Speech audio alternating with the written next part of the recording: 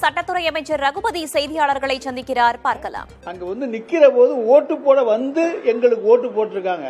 அவங்க ஓட்டு போட வராம இருந்திருக்கலாம், நோட்டாவில் போட்டிருக்கலாம், வேற யாருக்காச்சும் போட்டிருக்கலாம்.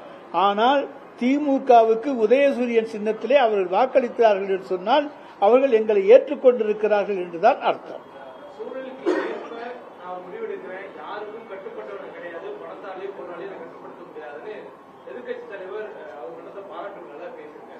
அதே நேரத்தில் இந்த திமுக அரசு வெறும் 15% பணிகள் முடிக்கிறதுக்கு 4 ஆண்டு காலம் தாமதப்பட்டதுன்னு சொல்றாரு. அத்திக்கடவு அவிநாசி திட்டம் முழுமையாக முற்று பெற்றிருக்கிறது. திறப்பு விழா தான் நடத்த வேண்டும். அது அவருக்கும் தெரியும்.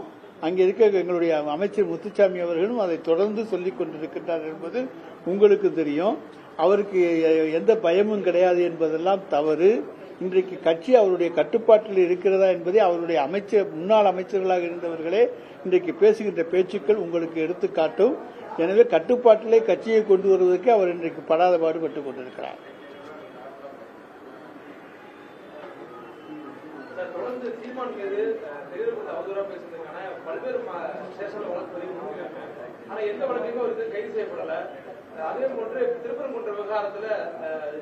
ஒவ்வொன்றா கேள்வி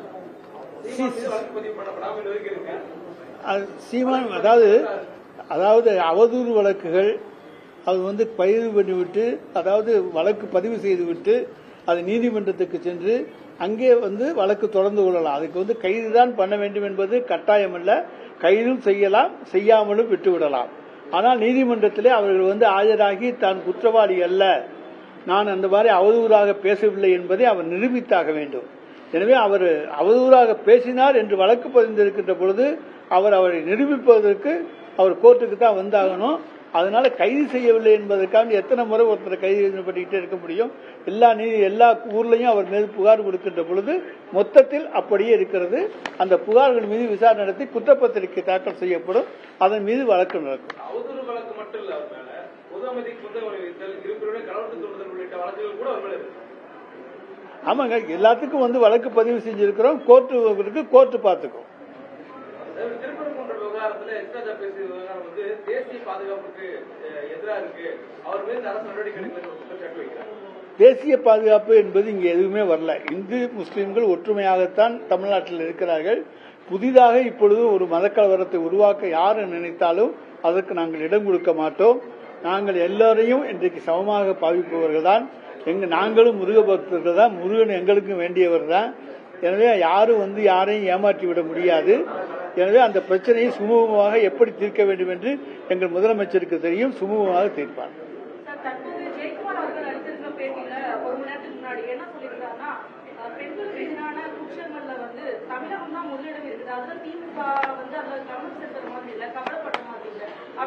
அதாவது எங்கள் ஆட்சியிலே பெண்களுக்கு தைரியம் வந்திருக்கிறது. தங்களுக்கு இழைக்கப்பட்ட கொடுமைகளை நாம் நீதிமன்றத்திலோ அல்லது காவல் நிலையத்திலோ புகார் கொடுத்தால் அதற்கு உரிய நடவடிக்கை எடுக்கக்கூடிய காலம், தகுந்த காலம் இதுதான் என்பதை உணர்ந்து இன்றைக்கு பெண்கள் புகார் கொடுக்க முன்வந்திருக்கிறார்கள். கடந்த காலத்தில் பொள்ளாச்சி சம்பவத்துக்கு எத்தனை நாள், 14 நாள் காத்திருந்தாங்க. அப்ப கூட அவங்க புகார் முதல் தகவல் அறிக்கையை பதிவு செய்யவில்லை. எனவே பெண்கள் அச்சப்பட்டார்கள். அண்ணா திராவிட முன்னேற்ற கழகத்தை சேர்ந்தவர்களாக இருந்தால் நிச்சயமாக வழக்கு பதிவு செய்ய மாட்டார்கள் என்று அச்சப்பட்டார்கள். அதனாலே பெண்கள் வெளியே புகார் கொடுக்க தயங்கினார்கள்.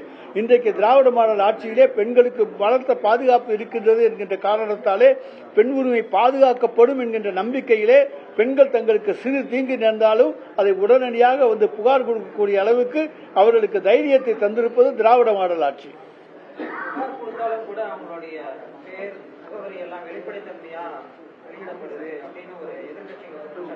அது ஒரு வழக்கில் வந்தது தானே தவிர அதுக்கப்புறமெல்லாம் எந்த இதுலையுமே புகார்கள்தாரர்களுடைய பெயர்கள் வெளியிடப்படவில்லை.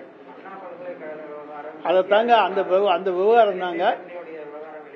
இது அவங்க புகார் கொடுத்தது, அது வேற வழக்கு, இது வேறு வழக்கு. இது திமுக கொடியை கட்டிக்கொண்டு அதிமுக அனுதாபிகள் போய் சென்று மறைச்சது. தங்களை காப்பாற்றிக் கொள்வதற்கு கூட இன்றைக்கு அவர்கள் திமுக கொடியைத்தான் பயன்படுத்திக் கொண்டிருக்கிறார்கள் என்பதை உணர்ந்து கொள்ளுங்கள்.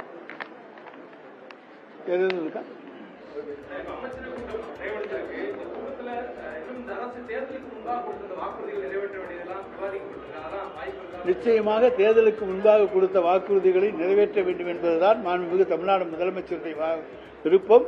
நிச்சயமாக இந்த குறுகிய காலத்துக்குள்ளே எத்தனை வாக்குறுதிகளை நிறைவேற்ற வேண்டுமோ அவற்றை நாங்கள் நிச்சயமாக நிறைவேற்றுவோம். அதான் சொல்லிடுறேன், அதையெல்லாம் இன்றைக்கு பரிசீலனையில் வைத்திருக்கிறார்.